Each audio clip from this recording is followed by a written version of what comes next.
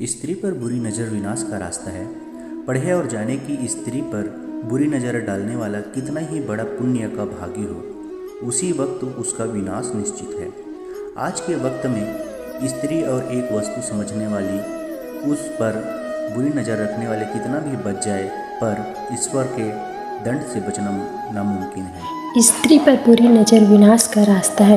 राक्षस कंब और उसकी राक्षसी सेना ने भगवान शिव की गहरी तपस्या की और कई पुण्य प्राप्त किए। अंत में भगवान ने राक्षस कंब को दर्शन दिए और मनचाहा फल मांगने को कहा। राक्षस ने बलवान यशस्वी होने का आशीर्वाद मांगा। भगवान शिव ने प्रसन्न होकर राक्षस को आशीर्वाद दिया। घमंड में चूर राक्षस ने स्वर्ग पर हमला कर सभी देवताओं को हरा दिया और स्वर्ग पर कब्जा कर लिया। तब देवता मारे मारे फिरने लगे। तब उन्हें नारद मुनि मिले। उनकी सलाह पर इंद्र देवता दत्तात्रेय के पास गए और अपनी करुण कथा का बखान किया। दत्तात्रेय ने मुस्कुराकर देवराज इंद्र से कहा, हे इंद्र, तुम कुछ भी करके राक्षस कंब को मेरे पास भेज दो, उसके बाद तुम्हारी समस्या का अंत निश्चित है। देवराज ने यही किया। किसी तरह से कंब को भगवान दत्तात्रेय के पास भेजा।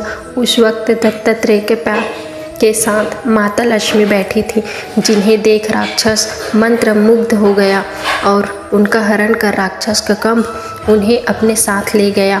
यहाँ देख देवराज ने परेशान होकर भगवान से पूछा, यह क्या हो रहा है?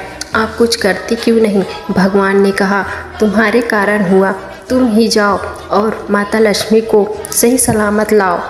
इंद्र ने कहा, कंब को भगवान शिव का आशीर्वाद प्राप्त है, देवता उसे नहीं हरा सकते।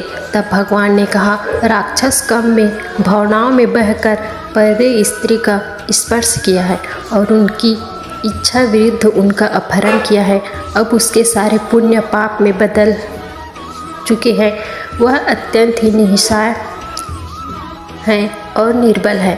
अतएव यह उपयुक्त समय है, उस पर हमला करो और माता लक्ष्मी के साथ इंद्रलोक को भी पालो। पराई स्त्री पर बुरी नज़र रखने वाला कितना ही बड़ा पंडित क्यों न हो, वो पाप का भागी होता है और उन जैसों का साथ देने वाले भी उतना ही भोगते हैं।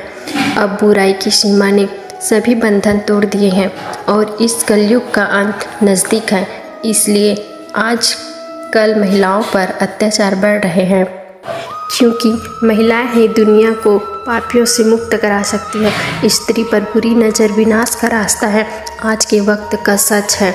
दुनिया कितना भी लड़कियों में बुराई निकाल दे या उसे हर बात के लिए जिम्मेदार बोले, लेकिन ईश्वर के न्याय में अपराधी उसी वक्त सजा के लिए नियति बयाना बैठता है। भले उसने कितने ही पुण्य किए हो, वो उसी वक्त पाप में बदल जाते हैं। स्त्री को देवी का स्थान ऐसे ही नहीं दिया गया है। सृष्टि के सृजन में नारी का अमूल्य योगदान है। यहाँ आपको क्या सीख देती है? क्या आप इस लड़ाई में लड़कियों के साथ हैं? आप क्या सोचते हैं इस विषय में? ऐसी ही कई शिक्षाप्रद कहानियाँ हमने लिखी हैं, जिसके लिए स्त्री पर बुरी नज़र विनाश का रास्ता है।